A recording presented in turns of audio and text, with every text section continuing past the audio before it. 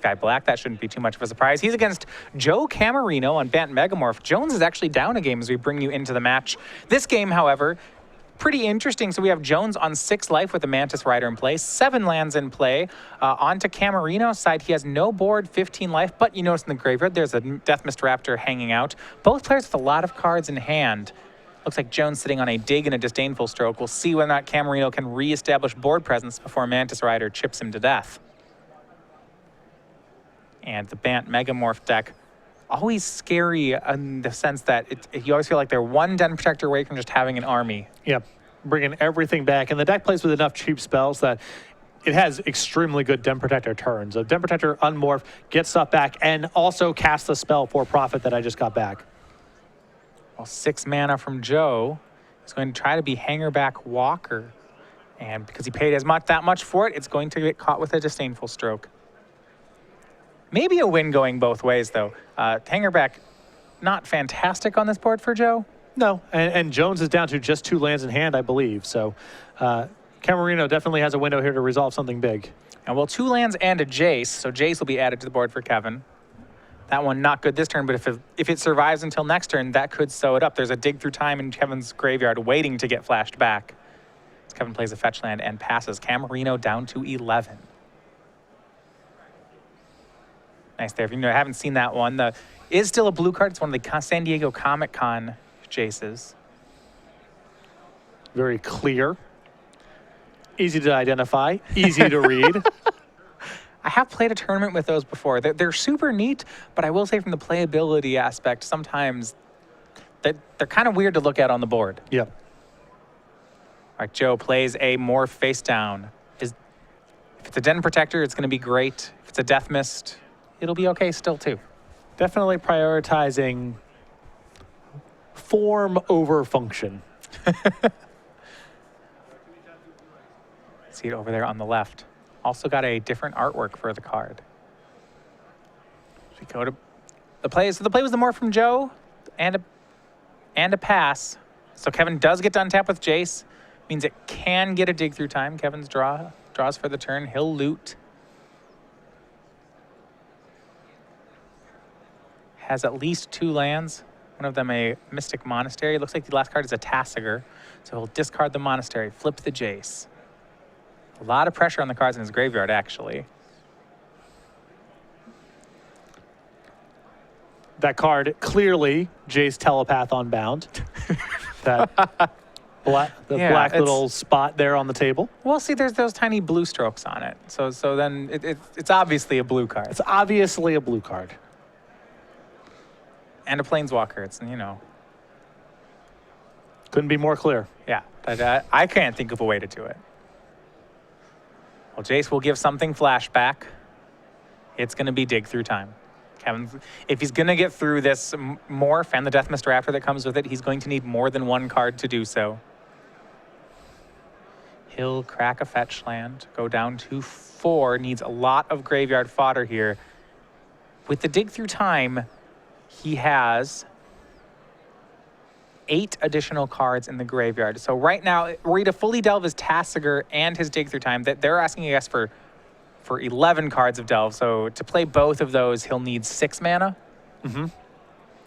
Easy. I mean, possible.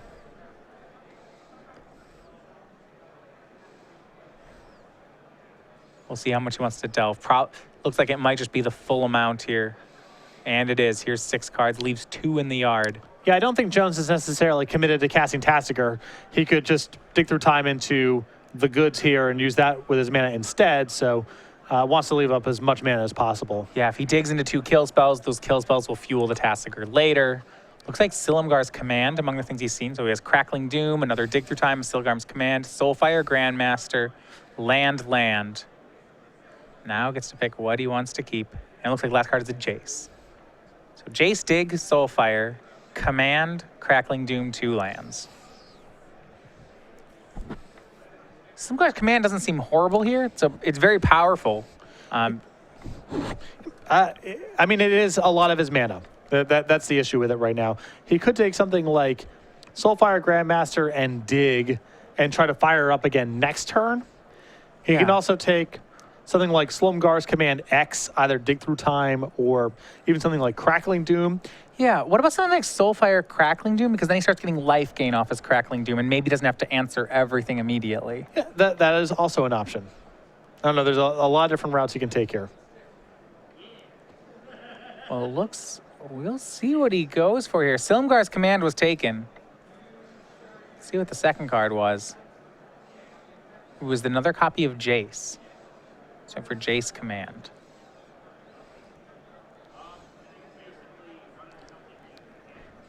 And here's going to be the Jace.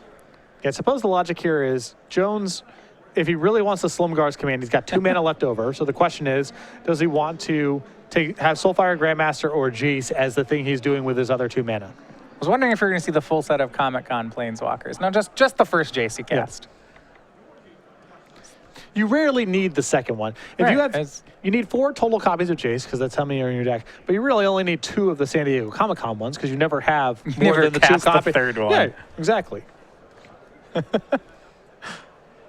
All right. Well, Mantis Rider will get to hit in again. That'll put Joe down to 8.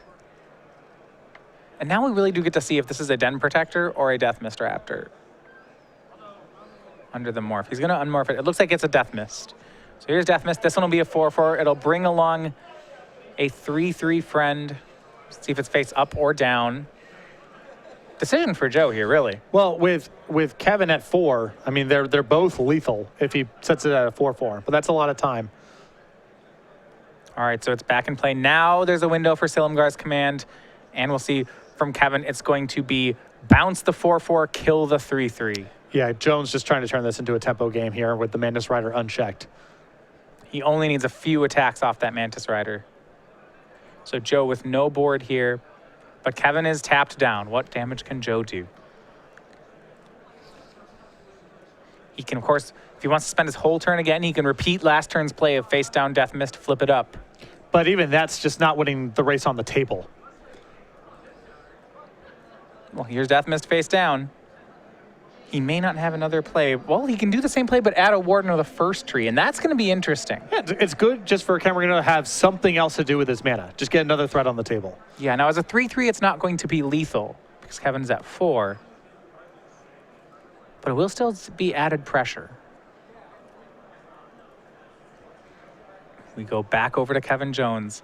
Just needs to find a couple more hits of that Mantis Rider. Maybe supplement it with a Crackling Doom. That would add to shave another turn off the clock. Yeah, Crackling Doom's pretty much perfect here.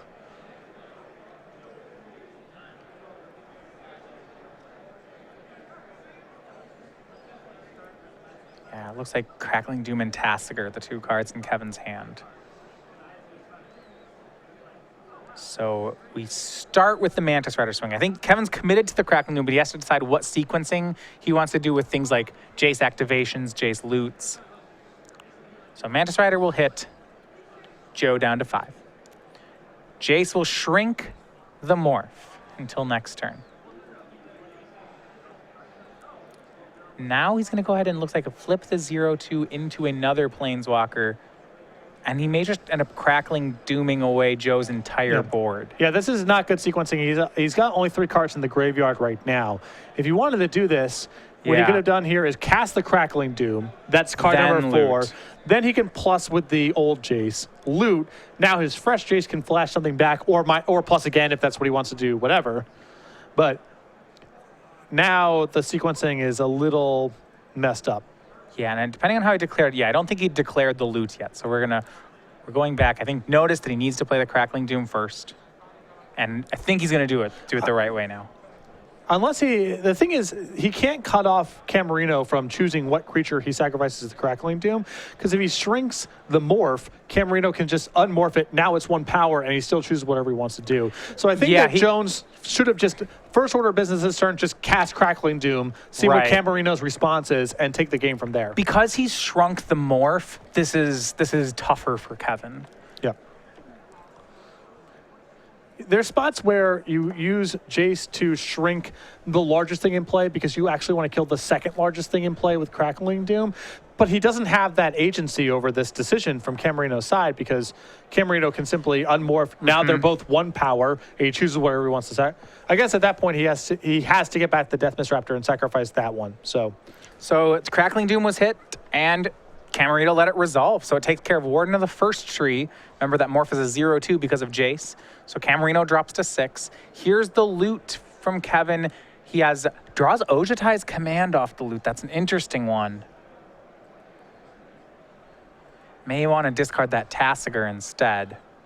Or keep Beck's a blocker. It's a close call. I think that I would prefer Ojutai's Command, discard Ojutai's Command, flashback Crackling Doom, cast Tasigur, Seiko. And he is going to agree with that line. Ojutai's Command's in the yard. Jace flips into the Planeswalker. Because the problem with the other line of play, sitting on Ojutai's Command, is it's pretty risky if Cammerino draws a way to kill your Mantis Rider. Then you have to go gain 4, draw a card, and you're potentially facing lethal the next turn. So I think the Tasigur is just a little bit safer because you have 2 blockers back.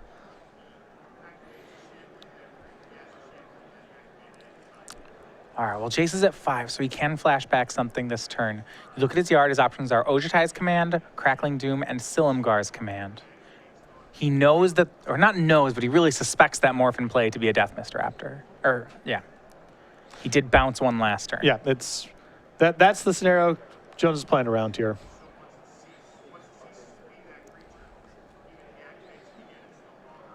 So Jace will give flashback, looks like, to Crackling Doom. But the issue here is that Kevin is going to have to trade Tasigur away. So if you look at how this plays out, he's going to Crackling Doom Joe again. Joe unmorphs Death Mist Raptor. Now it's a 4-4. I believe he'll get this Death Mist Raptor back face down, not up. Oh, wow, and he got it back face up. That's huge, though. Had he got it face down, it would be a 4-power attacker next turn. Oh, no, wait. He has to sack. No, it doesn't matter because that's not a 4-4 Raptor in play. It's still a 2-4 from the earlier Jace. Joe sacrifices the Raptor. He gets back anyway, so it doesn't really matter. And here's Tasigur as the last card. Right, and now Jones is just hoping to block with Tasigur and win with Mantis Rider next turn. Joe down to 1. Can he find a way out here?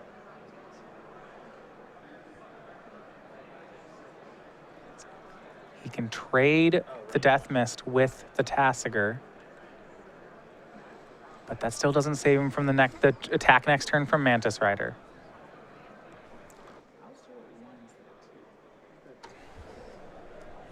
And that will not do it. So Kevin Jones evens it up at 1 game apiece now with 6 minutes remaining. They're going to have to really rush if they finish that 3rd game. Yeah, I mean, both of these decks are capable of winning inside of the allotted time here, but it is going to be a challenge. And looks like Kevin is going to be stepping away from the table momentarily, but players get an extension in those scenarios. Yeah, so that it turns out the Kevin able to race there with Mantis Rider.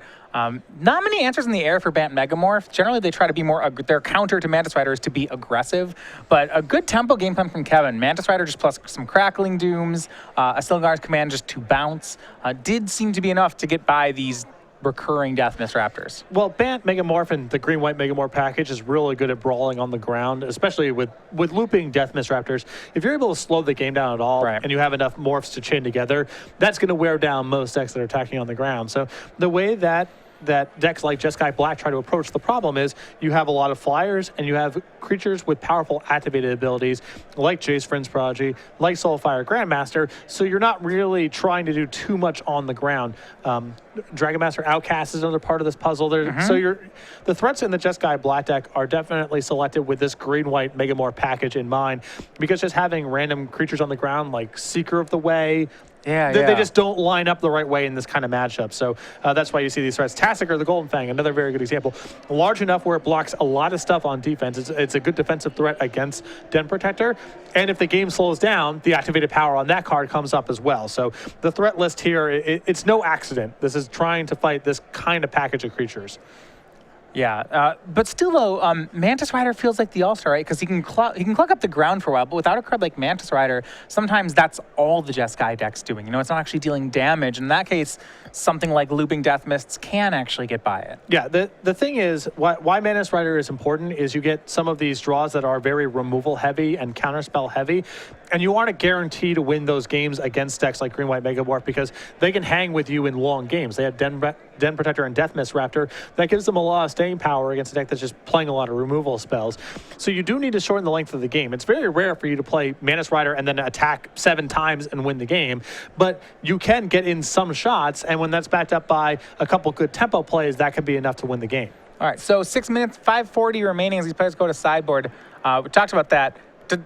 Does that change the equation for either players as far as how they board, or at least what kind of hands they're willing to keep?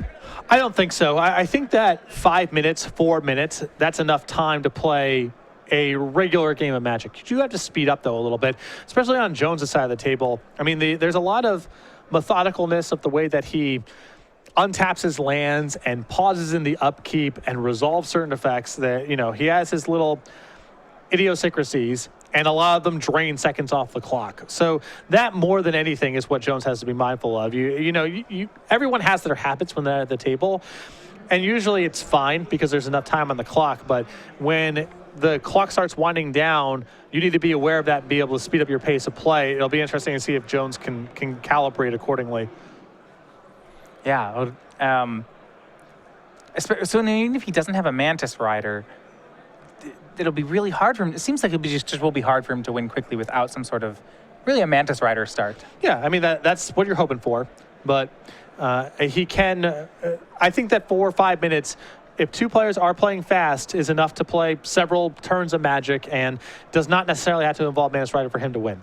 All right, well, we'll see if they pull that off. Joe Cammerino starts off on Warden of the first tree. It's an aggressive start from him. Polluted Delta from Jones does have a Fiery Impulse in his hand. Won't be able to do that until turn 2. So this is a spot where I'm talking about Jones, I think, needs to be cracking his fetch land right now. This is an opportunity for you to be shortcutting a little bit. And he's going to basically, I assume Cammerino's going to take his turn. Now Jones is doing it. This is a spot where, you had to recognize the clock and speed some things up. I was surprised that Jones didn't actually just crack the fetch land straight away and say, it's your turn. Yeah, on Cammerino's side, he makes the Warden into a 3/3 and attacks. Jones is now down to 16. That will get it out of range of the Fiery Impulse that was in Kevin's hand. So back on Kevin's side, we'll see if he can deal... We can see if if Kevin can deal with the Warden without taking too much damage off it. Turn 2, though, Kevin will have a Jace Vryn's Prodigy. So we'll start that out as he fetches here for an island. Off the Polluted Delta, down to 15, and he'll pass the turn back to Joe. Warden is at level 1. That means it is a 3/3. After 0-2 on Kevin's side will be powerful, but Kevin's dealt 2 to himself. He'll be down to 15. He's looking to be at 12. That's a lot of damage from this Warden. Yeah, and another problem here is Jones is kind of settling into what feels like a longer game if he doesn't have Mantis Rider on the 3rd turn, and that's going to make it very challenging to win the game in time. Yeah, it won't be a Jace. Silk Wrap takes care of Jace Vryn's Prodigy. Warden swings in. Kevin down to 12. Green up for Cammerino, and he passes back to Jones. Can he replace it? Just a tapped Prairie Stream and a go from Kevin. More damage perhaps on the way. Here's a swing. Kevin down to 9. This is what Joe needed in a game 3. He's got Kevin to single digits on the 4th turn here. Plays a face down morph. Does he have land 4? He does not, and he passes back. I'm surprised that Jones did not take that opportunity to use Fiery Impulse. Because he could have gone Fiery Impulse, untap Mantis Rider, unless he wants to spend his turn playing Soulfire Grandmaster and then Fiery Impulse for the 2 life, maybe? Maybe. But I know what you mean. That certainly is a control game, although it may be correct, this is slower. And he will make that play. It looks like he was willing to sacrifice the tempo of Mantis Rider there to get the 2 points of life gain. So Soulfire Grandmaster's played, Fiery Impulse is played, and now Kevin gains 2 to go up to 11 thanks to Soulfire's ability. As we go back over to Joe. Minute 50 remaining before they go to turns. Land was drawn for Joe. It's Wooded Foothills. He'll crack down to 18.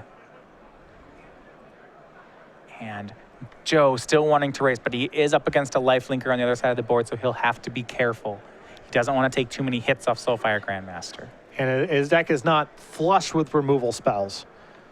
He has some Silk Wraps, he has some Dromoka's Commands. A couple copies of Stasis Snare in his main deck as well. Well, here's the swing. Kevin will likely go to 8. We'll see if the follow-up is maybe something like a Gideon here, which would be excellent for Joe. Looks like it may just be Hangerback Walker on 2. Oh, it's going to be Hangerback Walker on 1. Leaving up green-white. He'll pass the turn. Certainly seems to be representing a Dromoka's command. Though that's a weird spot to be representing Dromoka's command, because wouldn't you just cast it while the shields are down? I wouldn't want to get into some sort of response. Yeah, here. I agree. Have Warden fight the Soulfire, put a counter on my Hangerback. Yeah. Life as normal. Joe down to 16. Kevin gains 2 again, goes up to 10. 30 seconds remain. And he does have Negate in his hand, but yeah, he doesn't have blue. Not sure what he's representing. He does have Valorous stance out of the board. Perhaps that's what he's going toward. We go back over to Kevin's side. Deciding between another Soulfire and a Jace. It's going to be Jace. And passes back to Joe's turn. Back over to Joe. 1-1 Hangerback, 3-3 Warden. Draws land 5, it's Prairie Stream. Now he has blue, now Negates live. More importantly, now that Wingmate Rock in his hand is live. That's really big here. Yep. And this is going to be turn 0. Here comes Warden of the First Tree in for 3. Kevin's going to go down to 7. And Joe's going to get 2 more turns, but that may be all he needs thanks to Wingmate Rock. Well, Jones is sitting on Radiant Flames, and Radiant Flames plus Soulfire Grandmaster is a whole lot of life. So that still might be able to get a draw that way. Yeah, absolutely. There are 6 creatures in place. That gains 18 for Kevin. That should be draw in hand for him. And if Kevin wants to go for the line, he needs to do it now, because if Dromoka's command happens, then he can prevent some of the damage, and then the life gain's smaller. Yeah, or negate. Yeah, and we do know there's a negate in Joe's hand. Here comes Soulfire Grandmaster in for 2. Wow, this is a really surprising play here, because if Cammerino blocks with the Penguin token, yes, Jones picks up 2, but then this Radiant Flames is no longer... Yeah, that's a huge... If Joe blocks here, I mean, he'll get the 5th card in the graveyard to flip the Jace, but that... Maybe do you think he's still playing for the win and not the draw? I can't imagine how Jones is playing for the win at this point. He has to just be playing for the draw. I actually thought last start, instead of playing Jace, he was going to play a 2nd copy of Soulfire Grandmaster to ensure that he would get Soulfire Grandmaster plus Radiant Flames. Yeah. Well, here's the loot. He draws Crackling Doom. And this is kind of the one window. We know that this is kind of the one window, because Cammerino untaps with Negate next turn, and then it becomes very complicated for Jones to resolve this. And if it doesn't happen this turn, I think Cammerino gets the game. Yeah. That attack from Jones was very risky. It paid off. Cammerino didn't block. It looks like you see Kevin loading up that Radiant Flames, and then now making sure that's what he wants to do. But this is turn 1 of extra turns. You see up at the top, we have our turn counter. I mean, this is gain 18. Yeah, he's up to 27. There's no way Joe deals enough damage. And that's going to be the play. Here's Radiant Flames. Wow, and if Joe Cammerino had blocked the Soulfire Grandmaster, yeah, Kevin would have he'd have the game. But gain 18 from Kevin puts him to 27. That should be safe. There's 7 power rather in play for Joe. He has 2 attacks as we're on turn 2. If he got, I'm trying to think if he had another Wingmate Rock and then a Gideon Emblem, if that would be enough. I don't even believe so. Cammerino goes up to 17 on this attack, puts Kevin down to 20. And he'll pass. There's virtually no threat of him lethaling Kevin on turn 4. Yeah. Even less threat of Kevin being able to win. It looks, I believe we're headed toward a draw. We'll see if either player can find a way to get, or rather if Joe can find a way to end the game. Kevin certainly isn't. Here's Dig. Joe will negate.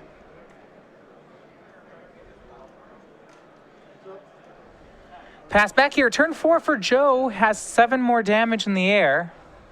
There's a Gideon. Looks like a pair of Gideons.